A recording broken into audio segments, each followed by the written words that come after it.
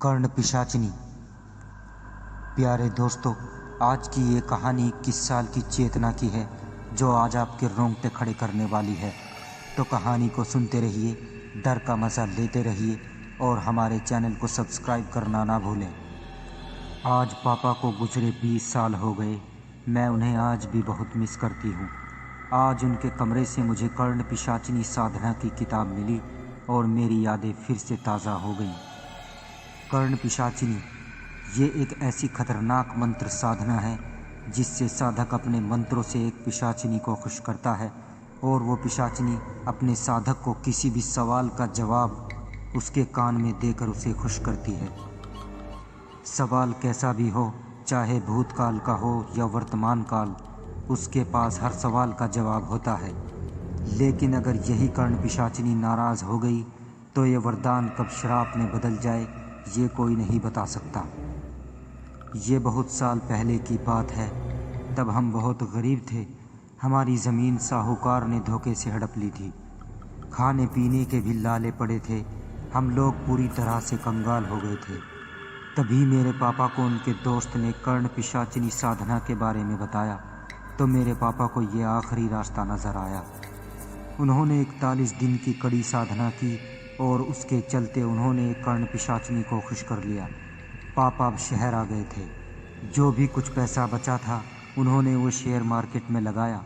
उनकी कर्ण पिशाचिनी कौन से शेयर के भाव बढ़ने वाले या गिरने वाले हैं ये उनके कान में बता देती थी।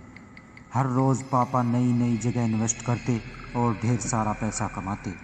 देखते ही देखते हम लोग थोड़े ही दिन में रईस हो गए।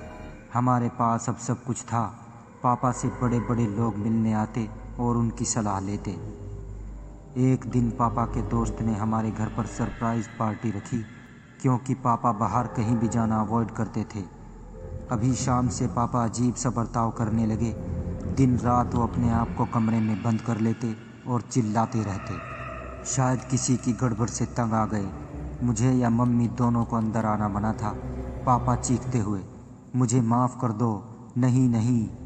पापा पूरा दिन शराब के नशे में धुत अपने कान में रुई डालते और अपना सर कस के बांध लेते।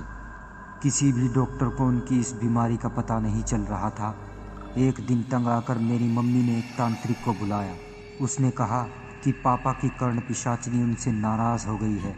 शायद पापा ने ऐसा कुछ किया था जिससे वो नाराज़ हो गई थी। तांत्रिक ने कहा, कर्ण पिशाचिनी को हर रोज़ शराब और मांसाहारी खाना देना पड़ता है।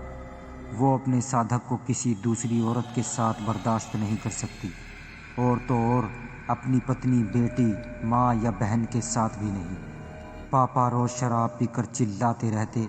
उन्होंने शेयर मार्केट में ट्रेडिंग करना भी बंद कर दिया था। पापा ने खाना पीना छोड़ दिया था। उनकी तबीयत ख़राब होने लगी थी क्योंकि उनकी कर्ण पिशाचिनी नाराज़ होने के कारण पूरा दिन पापा के कान में चिल्लाती रहती। एक मिनट भी शांत नहीं होती और बार बार यही बताती कि उनकी बेटी यानी मेरी मौत कैसे होगी। ये सुन के मेरे पापा और चीखते चिल्लाते ताकि कुछ सुनाई न दे। इसीलिए उन्होंने खुद को एक कमरे में बंद कर लिया। एक दिन अचानक उनके चिल्लाने की आवाज़ बंद हो गई। उनके गुजरने के 2 महीने बाद मुझे उनका ये लेटर मिला। कर्ण पिशाचिनी से छुटकारा पाने के लिए उन्होंने अपनी जान ले ली थी। ये घर, प्रॉपर्टी सब पापा के कारण ही था। हमारी स्थिति सुधारने के लिए पापा ने अपना बलिदान दिया था। आज भी मुझे लगता है कि मेरे पापा यही कहीं हैं मेरे साथ, अगर उनकी कर्ण पिशाचिनी अभी भी उनके साथ हुई तो प्यारे दोस्तों, क्या आपने भी कभी ऐसी साधना की है? कमेंट बॉक्स में ज़रूर बताएं और हमारे चैनल को सब्सक्राइब ज़रूर कर दें। बहुत बहुत शुक्रिया।